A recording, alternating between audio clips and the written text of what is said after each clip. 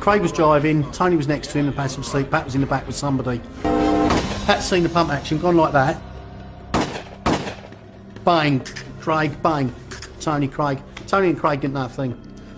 You think of a loud bang in that confined space, you're going to you wouldn't even know, they didn't even know what happened. They were dead before they even heard the second sound of the gun. In a quiet corner of TGI Fridays at the Lakeside Shopping Centre, Tate, Tucker and Rolf were deep in discussion. The initial plan could not have been more straightforward. They had agreed with Steele that they would be hiding in some bushes when the plane landed, leap out, fire a few shots in the air to scare the pilot, and take away the 30 kilos of pure, unadulterated Charlie. To make it look good and ensure that no one suspected it was an inside job, they'd have to threaten Steele as well, maybe even tie him up for a while, but it would all be play acting. The firm would leave with all the drugs and meet up with Steele a couple of days later to divide it all up. But now, the plan had changed. As far as Tate was concerned, he explained to the others, Michael Steele was guilty of having tried to rip the firm off with the dodgy cannabis. Okay, so he'd eventually paid the money back, but it still caused them a huge amount of grief, and now it was payback time. Rather than handing over 10 kilos of pure cocaine, they would give Steele just 3 kilos of the good stuff, mixed with a load of impurities such as caffeine or chalk dust to make it up to the full weight. That would leave the firm with 27 kilos of premium quality Bolivian marching powder between them.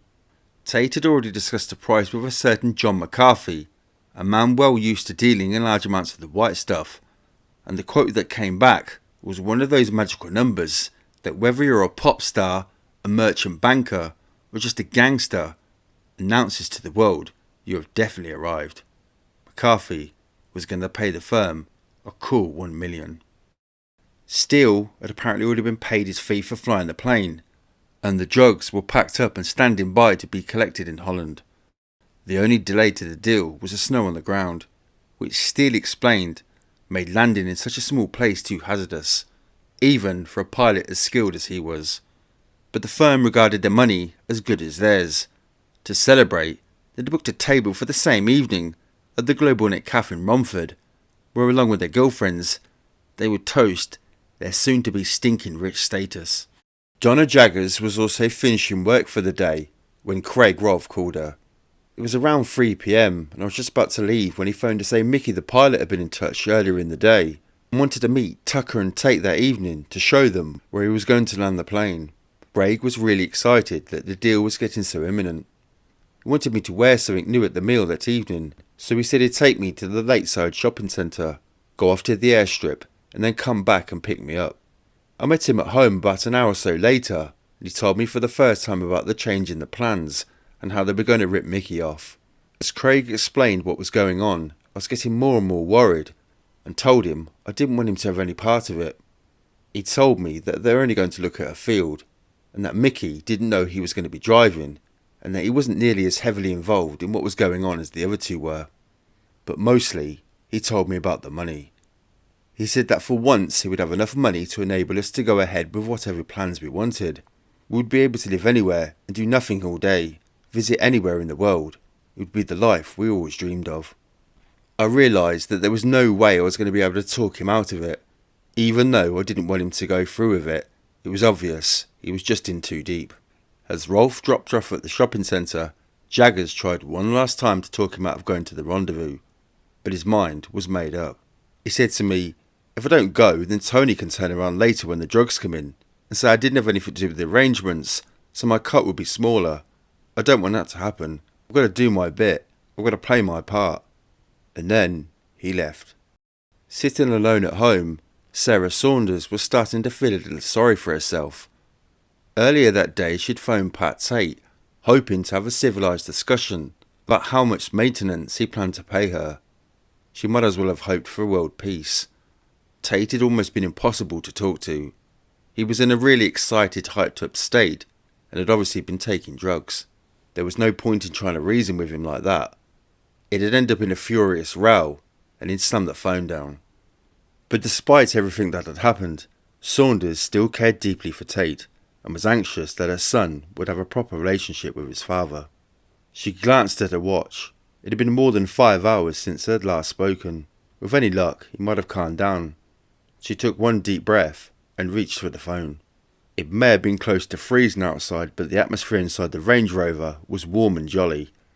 Tate, Tucker and Rolf were preoccupied with the vast amount of money they would soon be collecting, and the pre-celebration meal that had been planned for later that evening. They were firing questions at Steele, who was sitting in the back beside Tate, asking exactly when he'd be leaving for Holland and when he'd be landing. In between giving directions to Craig Rolfe, Steele reassured the gang that they were at most a couple of days away from their nice little earner.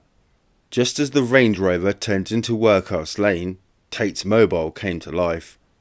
"Hello? Oh, hello, darling. Really? Oh, you sweetheart. Well, maybe I can come by tomorrow. Listen, I can't talk now. I'm with some people. We'll talk later. Okay. I miss you too. Bye." Steele bit his lip and tried to stop his anger mounting.